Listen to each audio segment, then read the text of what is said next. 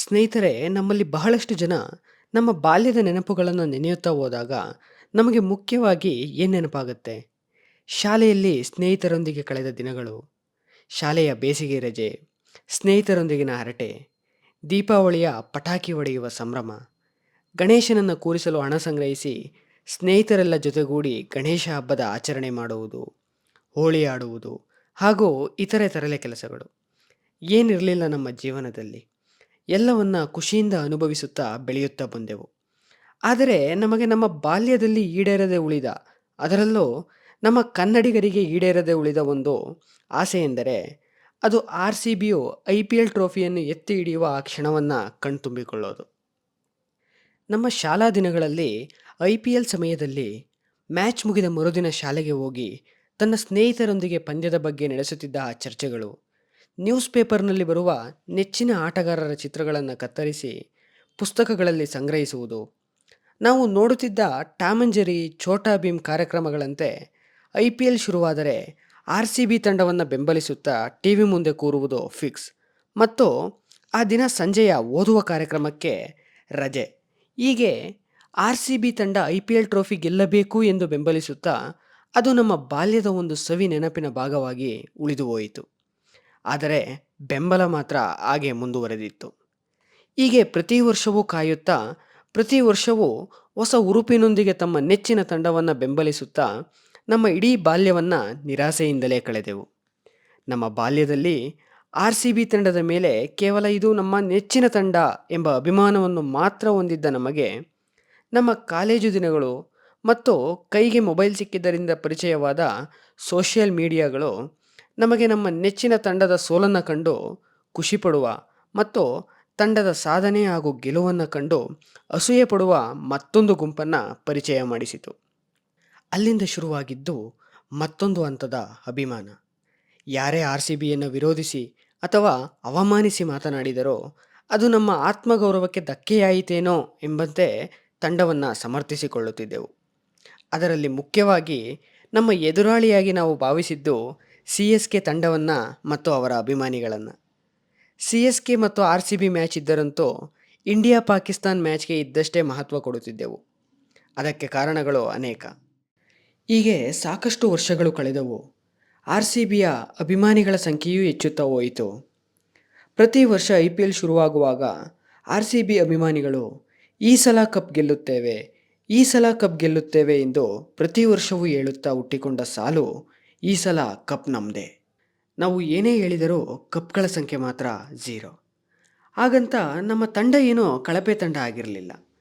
ಕಳೆದ 17 ವರ್ಷಗಳಲ್ಲಿ 7 ಬಾರಿ ಪ್ಲೇ ಆಫ್ ತಲುಪಿದೆ ಮತ್ತು ಅದರಲ್ಲಿ 3 ಬಾರಿ ಫೈನಲ್ಸ್ ಕೂಡ ಆಡಿದೆ.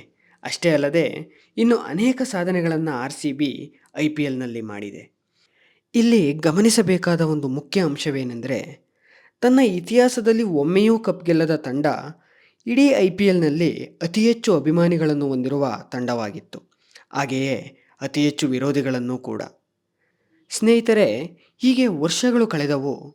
ನಾವುಗಳು ಕೂಡ ಶಾಲೆ ಕಾಲೇಜುಗಳನ್ನು ಮುಗಿಸಿ ಮನೆಗಳ ಜವಾಬ್ದಾರಿಯನ್ನು ಹೊತ್ತು ಪಟ್ಟಣಗಳನ್ನು ಸೇರಿ ನಮ್ಮ ಜೀವನವನ್ನು ಸಾಗಿಸುತ್ತಿದ್ದರೂ ಅದು ಒಂದು ಆಸೆ ಮಾತ್ರ ಈಡೇರದೆ ಎಲ್ಲರ ಭಾವನೆಗಳಲ್ಲಿ ಬೆರೆತು ಮನಸ್ಸಿನ ಒಂದು ಮೂಲೆಯಲ್ಲಿ ವಿಶ್ರಮಿಸುತ್ತಾ ಇತ್ತು. ಹೀಗೆ ನಾವು ಕಳೆದದ್ದು ಬರೋಬ್ಬರಿ 17 ವರ್ಷಗಳು. ಸತತ 17 ಪ್ರಯತ್ನಗಳಲ್ಲಿ ನಮ್ಮ ತಂಡ ವಿಫಲವಾಗಿತ್ತು. ಸ್ನೇಹಿತರೆ, IPL ಶುರುವಾದಾಗಿನಿಂದಲೂ ನಾವು RCB ತಂಡವನ್ನು ಬೆಂಬಲಿಸುತ್ತಾ ಬಂದಿದ್ದೇವೆ. ತಂಡಕ್ಕೆ ಅನೇಕ ಆಟಗಾರರು ತಮ್ಮ ಆಟದ ಮೂಲಕ ಕೊಡುಗೆಯನ್ನು ನೀಡಿದ್ದಾರೆ, ನಿರ್ಗಮಿಸಿದ್ದಾರೆ.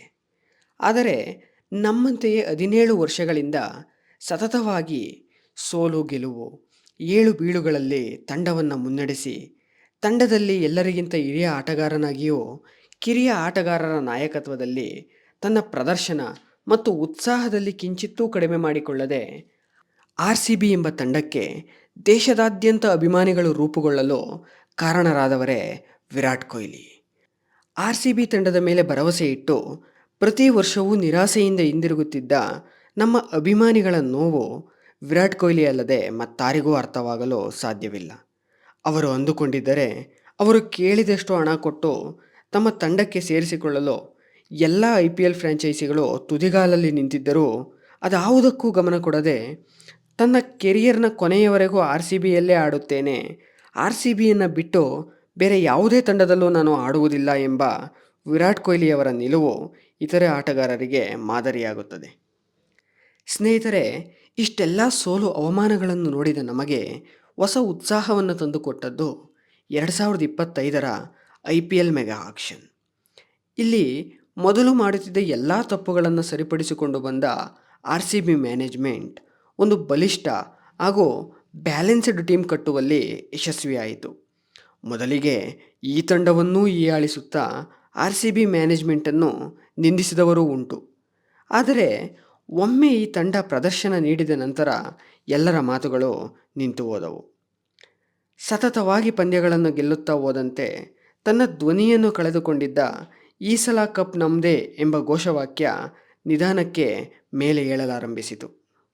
ಸ್ನೇಹಿತರೆ, ಇಷ್ಟು ವರ್ಷಗಳಿಂದ ಆರ್ ಸಿ ಬಿ ತಂಡವನ್ನು ಬೆಂಬಲಿಸುತ್ತಾ ಬಂದಿದ್ದೇವೆ. ಇದರಲ್ಲಿ ಅನೇಕ ಬಾರಿ ಪ್ಲೇ ಆಫ್ಗೂ ತಲುಪಿದ್ದೇವೆ. ಆದರೆ ಇಲ್ಲಿ ಒಂದನ್ನು ಗಮನಿಸಿ, ಸಹಜವಾಗಿ ನಮ್ಮ ಆರ್ ಸಿ ಬಿ ತಂಡದ ಅಭಿಮಾನಿಗಳು ಪ್ರತಿ ವರ್ಷವೂ ತಮ್ಮ ತಂಡದ ಸೋಲನ್ನು ಸಮರ್ಥಿಸಿಕೊಳ್ಳುತ್ತಿದ್ದರು. ಅದರಲ್ಲಿ ಮುಖ್ಯವಾಗಿ ಯಾವುದೇ ಸೀಸನ್ನ ಮೊದಲ ಪಂದ್ಯವನ್ನು ಸೋತಾಗ ಈ ಪಂದ್ಯವನ್ನು ದೇವರಿಗೆ, ಮತ್ತು ಎರಡನೇ ಪಂದ್ಯವನ್ನು ಏನಾದರೂ ಸೋತರೆ ಅದನ್ನು ಅಭಿಮಾನಿ ದೇವರಿಗೆ, ಹೀಗೆ ಮುಂದುವರೆದು ಪ್ರತಿ ಸೀಸನ್ನ 4ರಿಂದ 5 ಪಂದ್ಯಗಳು ತುಂಬ ಜಿದ್ದಾಜಿದ್ದಿಗೆ ಬಿದ್ದು ಗೆಲ್ಲುತ್ತಿದ್ದೆವು. ಈ ರೀತಿಯ ಪಂದ್ಯಗಳು ನಡೆದಾಗ ಬಾಯಿಗೆ ಬರಿಸಿ ಗೆಲ್ಲದೆ ಹೋದರೆ ಅದು ನಮ್ಮ ಆರ್ ಸಿ ಬಿ ತಂಡವೇ ಅಲ್ಲ ಎಂದು ಹೇಳಿಕೊಳ್ಳುತ್ತಿದ್ದರು. ಇಷ್ಟೇ ಅಲ್ಲದೆ ಪಾಯಿಂಟ್ ಟೇಬಲಲ್ಲಿ ನಮ್ಮ ತಂಡ ಕ್ವಾಲಿಫೈ ಆಗಬೇಕಾದರೆ ಬೇರೆ ಯಾವ ತಂಡಗಳು ಎಷ್ಟು ಪಂದ್ಯಗಳನ್ನು ಗೆಲ್ಲಬೇಕು ಅಥವಾ ಸೋಲಬೇಕು, ಅದರಲ್ಲೂ ಇಷ್ಟೇ ರನ್ ಅಥವಾ ಇಷ್ಟೇ ಓವರ್ಗಳಲ್ಲಿ ಗೆಲ್ಲಬೇಕು ಅಥವಾ ಸೋಲಬೇಕು ಎನ್ನುವುದರ ಆಧಾರದಲ್ಲಿ ನಮ್ಮ ಪ್ಲೇ ಆಫ್ನ ಭವಿಷ್ಯ ನಿರ್ಧಾರವಾಗುತ್ತಿತ್ತು. ಇದು ನಮ್ಮ ಆರ್ ಸಿ ಬಿ ತಂಡದ ಗುಣಲಕ್ಷಣಗಳಾಗಿತ್ತು. ಆದರೆ ಈ ವರ್ಷ ಆರ್ ಸಿ ಬಿ ತಂಡ ಇದೆಲ್ಲದಕ್ಕೂ ವಿರುದ್ಧವಾಗಿ ಕಾಣಿಸಿಕೊಂಡಿತ್ತು. ಈ ಬಾರಿ ತಂಡಕ್ಕೆ ಆಟಗಾರರ ಕೊರತೆಯೇ ಕಾಣಲಿಲ್ಲ. ಆರ್ ಸಿ ಬಿ ತಂಡದ ಆಟಗಾರರು ಗ್ರೌಂಡ್ನಲ್ಲಿ ನಿಂತರೆ ಒಬ್ಬೊಬ್ಬರು ಎದುರಾಳಿ ತಂಡಕ್ಕೆ ರಾಕ್ಷಸರಂತೆ ಕಾಣಿಸುತ್ತಿದ್ದರು. ಯಾವುದೇ ತಂಡ ಎದುರಾದರೂ ಅವರನ್ನು ಬಡಿದು ಹಾಕಲು ಹಾತೊರೆಯುತ್ತಿದ್ದರು. ಅಂತೆಯೇ ಆರ್ ಸಿ ಬಿ ತಂಡ 2025ರ IPLನಲ್ಲಿ ಎಲ್ಲ ಸವಾಲುಗಳನ್ನು ಸಮರ್ಥವಾಗಿ ಎದುರಿಸಿ ಫೈನಲ್ಗೆ ಲಗ್ಗೆ ಇಟ್ಟಿತು. 18ನೇ IPL ಆವೃತ್ತಿಯ ಫೈನಲ್ ಪಂದ್ಯ ಆರ್ ಸಿ ಬಿ ಮತ್ತು ಕಿಂಗ್ಸ್ 11 ಪಂಜಾಬ್ ನಡುವೆ ಮುಖಾಮುಖಿ. 18ನೆಯ ವರುಷ ಇದು ನಮ್ಮ ವರುಷ ಎಂದು ಆರ್ ಸಿ ಬಿ ಕಣಕ್ಕೆ ಇಳಿದಿತ್ತು. ಈ ವರ್ಷವಾದರೂ ನಮ್ಮ ಕನಸು ನನಸಾಗಲಿ ಎಂದು ಕೋಟ್ಯಾಂತರ ಜನರು ಕಾದು ಕುಳಿತಿದ್ದರು. ಅಲ್ಲಿ ಕಾದು ಕುಳಿತ ಅಭಿಮಾನಿಗಳ ಮತ್ತು ಗ್ರೌಂಡ್ನಲ್ಲಿ ಆಡುತ್ತಿದ್ದ ಆಟಗಾರರ ನಿರೀಕ್ಷೆಯೊಂದೇ. ಅದೇ ಈ ಬಾರಿಯಾದರೂ 2025ರ IPL ಚಾಂಪಿಯನ್ ಆಗಬೇಕು, IPL ಟ್ರೋಫಿಯನ್ನು ಎತ್ತಿ ಹಿಡಿಯಬೇಕು ಮತ್ತು ಟ್ರೋಫಿ ಹಿಡಿದಿರುವ ಆಟಗಾರರನ್ನು ನೋಡಿ ತಮ್ಮ 18 ವರ್ಷಗಳ ಆಸೆಯನ್ನು ಈಡೇರಿಸಿಕೊಳ್ಳಬೇಕು. ಇಷ್ಟು ವರ್ಷ ನಮ್ಮನ್ನು ಹೀಯಾಳಿಸುತ್ತಿದ್ದವರ ಮುಂದೆ ಎದೆ ತಟ್ಟಿ ಹೆಮ್ಮೆಯಿಂದ ಹೇಳಬೇಕು, ಈ ಸಲ ಕಪ್ ನಮ್ಮದೇ ಎಂದು. ಆರ್ ಸಿ ಬಿ ತಂಡದ ವಿರೋಚಿತ ಆಟದಿಂದ ಆ ರಾತ್ರಿ ಕೋಟ್ಯಾಂತರ ಕಣ್ಣುಗಳು ಕಂಡ ಕನಸು ನನಸಾಗಿ ಆನಂದ ಬಾಷ್ಪ ಸುರಿಸುತ್ತಾ ಟ್ರೋಫಿಗೆ ಮುತ್ತಿಟ್ಟ ಕೊಹ್ಲಿಯನ್ನು ನೋಡಿ ಅಭಿಮಾನಿಗಳು ಭಾವುಕರಾದರು. ಎಲ್ಲೆಲ್ಲೂ ಹರ್ಷೋದ್ಗಾರ. ಬೆಂಗಳೂರಿನಲ್ಲಂತೂ ದೀಪಾವಳಿ ಹಬ್ಬದ ಅನುಭವ. ರಾಜ್ಯದಾದ್ಯಂತ ಅಭಿಮಾನಿಗಳ ಸಂಭ್ರಮಾಚರಣೆ. 18 ವರ್ಷಗಳಿಂದ ಅದುಮಿಟ್ಟ ತಮ್ಮ ಭಾವನೆಗಳನ್ನು ಹೇಗೆ ವ್ಯಕ್ತಪಡಿಸಬೇಕು ಎಂದು ತಿಳಿಯದೆ ಅಭಿಮಾನಿಗಳು ಕುಣಿದರು, ಕೂಗಿದರು, ಹತ್ತರೋ ನಕ್ಕರೋ. ಅವರ ಸಂತೋಷಕ್ಕೆ ಮಿತಿಯೇ ಇರಲಿಲ್ಲ. ಇತ್ತ ಕಪ್ ಗೆದ್ದ ತಂಡಕ್ಕೆ ಚಾಂಪಿಯನ್ ಆದೆವು, 18 ವರ್ಷಗಳ ನಂತರ ಮೊದಲ ಬಾರಿ ಟ್ರೋಫಿ ಹಿಡಿದೆವು ಎಂಬ ಖುಷಿಗಿಂತಲೂ ಹೆಚ್ಚಾಗಿ ತಾವು ಗೆದ್ದ ಟ್ರೋಫಿಯನ್ನು ಬೆಂಗಳೂರಿಗೆ ತಂದು ಅಭಿಮಾನಿಗಳಿಗೆ ತೋರಿಸಿ ಅವರು ಪಡುವ ಖುಷಿಯನ್ನು ಕಂಡು ಖುಷಿಪಡುವ ತವಕ. ಸ್ನೇಹಿತರೆ, ಇಲ್ಲಿಯವರೆಗೂ ಎಲ್ಲವೂ ಚೆನ್ನಾಗಿಯೇ ಇತ್ತು. ಇಲ್ಲಿಯವರೆಗೂ ಇದು ಕೇವಲ ಅಭಿಮಾನಿಗಳ ಮತ್ತು ಆರ್ ಸಿ ಬಿ ತಂಡದ ನಡುವಿನ ಬಾಂಧವ್ಯವಾಗಿತ್ತು. ಇಲ್ಲಿಯವರೆಗೂ ಆರ್ ಸಿ ಬಿಯ ಅಭಿಮಾನಿಗಳು ಮಾಧ್ಯಮಗಳ ದೃಷ್ಟಿಯಲ್ಲಿ ಅವರು ಕ್ರೀಡೆಗೆ ಪ್ರೋತ್ಸಾಹ ಕೊಡುವ ಜನರಾಗಿದ್ದರು. ಇಲ್ಲಿಯವರೆಗೂ ಆರ್ ಸಿ ಬಿ ತಂಡವನ್ನು ಅವರ ಅಭಿಮಾನಿಗಳನ್ನು ಹೊಗಳುತ್ತಾ ಟ್ರೋಫಿ ನೋಡಲು ಜನ ಸೇರುತ್ತಿರುವ ದೃಶ್ಯವನ್ನು ನಮ್ಮಲ್ಲೇ ಮೊದಲು ನಮ್ಮಲ್ಲೇ ಮೊದಲು ಎಂದು ತೋರಿಸುತ್ತಾ ತಮ್ಮ TRP ಹೆಚ್ಚಿಸಿಕೊಳ್ಳುವಾಗ ಎಲ್ಲವೂ ಚೆನ್ನಾಗಿಯೇ ಇತ್ತು. ಯಾವಾಗ ಇದರಲ್ಲಿ ರಾಜಕಾರಣಿಗಳು ತಮ್ಮ ಲಾಭವನ್ನು ಹುಡುಕಲು ಶುರು ಮಾಡಿದರೋ ಅಲ್ಲಿಂದ ಶುರುವಾಗಿದ್ದು ನಮ್ಮೆಲ್ಲರ ಮತ್ತೊಂದು ಅಧ್ಯಾಯ. ಸ್ನೇಹಿತರೆ, RCB ತಂಡಕ್ಕೆ ಇರುವ ಫ್ಯಾನ್ ಫಾಲೋಯಿಂಗ್ ಇಡೀ ದೇಶಕ್ಕೆ ಗೊತ್ತಿರೋದೆ. ಅದರಲ್ಲೂ ನಮ್ಮ ಬೆಂಗಳೂರಿನಲ್ಲಂತೂ ಕೇಳೋದೇ ಬೇಡ. ಅಂಥದರಲ್ಲಿ ಈ ರಾಜಕಾರಣಿಗಳು ಅವರ ಸಮಾವೇಶಗಳಿಗೆ ತಲೆಗೆ ಇಷ್ಟು ಅಂತ ಹಣ ಕೊಟ್ಟು, ಬಿರಿಯಾನಿ ಕೊಟ್ಟು ಜನರನ್ನು ಲಾರಿ ಬಸ್ಸುಗಳಲ್ಲಿ ತುಂಬಿಕೊಂಡು ಬಂದಂತೆ ಎಂದುಕೊಂಡರೋ ಏನೋ, ಅಥವಾ ಕಪ್ ಗೆದ್ದ ತಂಡಕ್ಕೆ ಬೇಗನೆ ಸನ್ಮಾನ ಮಾಡಿ ತಮ್ಮ ಪಕ್ಷ ಮತ್ತು ಸರ್ಕಾರ RCBಯ ಅಸಂಖ್ಯಾತ ಅಭಿಮಾನಿಗಳಿಂದ ಬೇಷ್ ಎನ್ನಿಸಿಕೊಳ್ಳುವ ಪ್ರಯತ್ನ ಮತ್ತು ತಮ್ಮ ಕುಟುಂಬಸ್ಥರಿಗೆ ಕೊಹ್ಲಿ ಜೊತೆ ಫೋಟೋ ತೆಗೆಸಿಕೊಡುವ ಕಾರ್ಯಕ್ಕೆ ಇಳಿದು ಸ್ವಾಮಿ ಕಾರ್ಯ ಸ್ವಕಾರ್ಯ ಎರಡನ್ನೂ ಈಡೇರಿಸಿಕೊಳ್ಳಲು ಹೊರಟರೋ ಏನೋ ಗೊತ್ತಿಲ್ಲ. ವಿಧಾನಸೌಧದ ಮುಂದೆ ಗಂಟೆಗಟ್ಟಲೆ ಕಾದು ನಿಂತ ಲಕ್ಷಾಂತರ ಅಭಿಮಾನಿಗಳಿಗೆ ಕಾಣಿಸಿದ್ದು ಮಾತ್ರ ಈ ರಾಜಕಾರಣಿಗಳ ಹಿಂಭಾಗ. ಈ ರಾಜಕಾರಣಿಗಳು ಮಾಡುವ ಪುಡಿ ಸಮಾವೇಶಗಳು, ರಾಜಕೀಯ ರ್ಯಾಲಿಗಳು, ಇತರ ಧಾರ್ಮಿಕ ಕಾರ್ಯಕ್ರಮಗಳಿಗೆ ವಾರಗಟ್ಟಲೆ ತಯಾರಿ ನಡೆಸುವ ಪೊಲೀಸರಿಗೆ ಗೊತ್ತಿರಲಿಲ್ವಾ RCBಯ ಗೆಲುವು ನೋಡಲು ಎಷ್ಟು ಜನ ಸೇರಬಹುದು ಅಂತ? ಗೊತ್ತಿಲ್ಲದೆ ಏನು ಸ್ನೇಹಿತರೆ, ಎಲ್ಲವೂ ಗೊತ್ತು. ಆದರೆ ಈ ರಾಜಕಾರಣಿಗಳು ಬಿಡಬೇಕಲ್ಲ. ಟ್ರೋಫಿ ಮೊದಲು ಕ್ರೀಡಾಂಗಣಕ್ಕೆ ಹೋಗಿ ನಂತರ ಇವರ ಬಳಿ ಬಂದರೆ, ಮೊದಲೇ ಜನರು ಗೆದ್ದ ತಂಡವನ್ನು ನೋಡಿ ಹೋದರೆ ಇವರ ಬಳಿ ಯಾರು ಬರುತ್ತಾರೆ ಎಂಬ ದುರಾಲೋಚನೆ ಅಲ್ಲ, ದುರಾಲೋಚನೆ.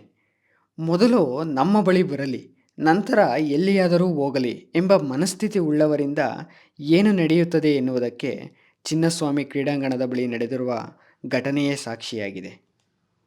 ಮತ್ತೆ ಈಗ ಹೇಳುತ್ತಾರೆ, ಲಕ್ಷಾಂತರ ಜನರು ಸೇರಿದ್ದರೂ ನಮ್ಮ ಸಿಬ್ಬಂದಿಯೂ ಕೂಡ ಕಡಿಮೆ ಇದ್ದರು, ಹಾಗಾಗಿ ಜನರನ್ನು ಕಂಟ್ರೋಲ್ ಮಾಡಲು ಸಾಧ್ಯವಾಗಲಿಲ್ಲ ಎಂದು. ಕೆಲ ಮಾಧ್ಯಮಗಳಂತೂ ಹೇಳುತ್ತವೆ, ಹುಚ್ಚು ಅಭಿಮಾನ ಇವರದ್ದು ಎಂದು. ದೇಶದ ಸಮಸ್ಯೆಗಳಿಗೆ ಈ ಜನರು ಸ್ಪಂದಿಸುವುದಿಲ್ಲ. ಭ್ರಷ್ಟಾಚಾರದ ವಿರುದ್ಧ ಅಥವಾ ದೇಶದ ಸೈನಿಕರು ಹುತಾತ್ಮರಾದಾಗ ಹೀಗೆ ಜನ ಬರುವುದಿಲ್ಲ ಎಂದು.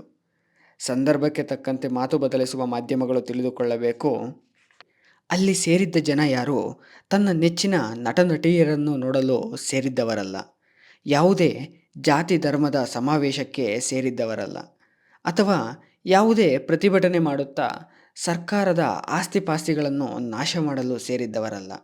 ದಶಕಗಳಿಂದ ತಮ್ಮ ತಂಡದ ಗೆಲುವಿಗಾಗಿ ಕಾದು ಆ ಕ್ಷಣವನ್ನು ಕಣ್ತುಂಬಿಕೊಳ್ಳಲು ಸೇರಿದ್ದರು. ಅಲ್ಲಿ ಧರ್ಮ ಇರಲಿಲ್ಲ, ಜಾತಿ ಇರಲಿಲ್ಲ, ಭಾಷೆ ಇರಲಿಲ್ಲ.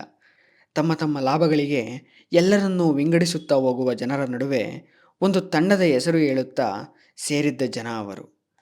ಇನ್ನು ಭ್ರಷ್ಟಾಚಾರದ ವಿರುದ್ಧ ಹೋರಾಡುತ್ತೇನೆ ಎಂದು ಜನರನ್ನು ನಂಬಿಸಿ ಅವರ ಬೆಂಬಲವನ್ನು ಪಡೆದು ಉನ್ನತ ಸ್ಥಾನಕ್ಕೆ ಏರಿ ಹಗರಣಗಳನ್ನು ಮಾಡಿದವರನ್ನು ನಾವು ನೋಡಿದ್ದೇವೆ. ಹಾಗೂ ತ್ಯಾಗ ಬಲಿದಾನಗಳನ್ನು ಮಾಡುತ್ತಾ ಅನೇಕ ಕಠಿಣ ಪರಿಸ್ಥಿತಿಗಳಲ್ಲಿ ನಮ್ಮನ್ನು, ನಮ್ಮ ದೇಶವನ್ನು ರಕ್ಷಿಸುತ್ತಿರುವ ನಮ್ಮ ಸೈನಿಕರನ್ನು, ಅವರ ಕಾರ್ಯಾಚರಣೆಗಳನ್ನು ಸುಳ್ಳು ಎಂದು ವಾದಿಸುವ ನಮ್ಮ ಜನನಾಯಕರು ಇರುವಾಗ ಈ ದೇಶಕ್ಕಾಗಿ ಹೋರಾಡಲು ಸದಾ ಸಿದ್ಧ ಇರುವ ಯುವ ಸಮೂಹವನ್ನೇ ಹೊಂದಿರುವ ರಾಜ್ಯ ನಮ್ಮದು.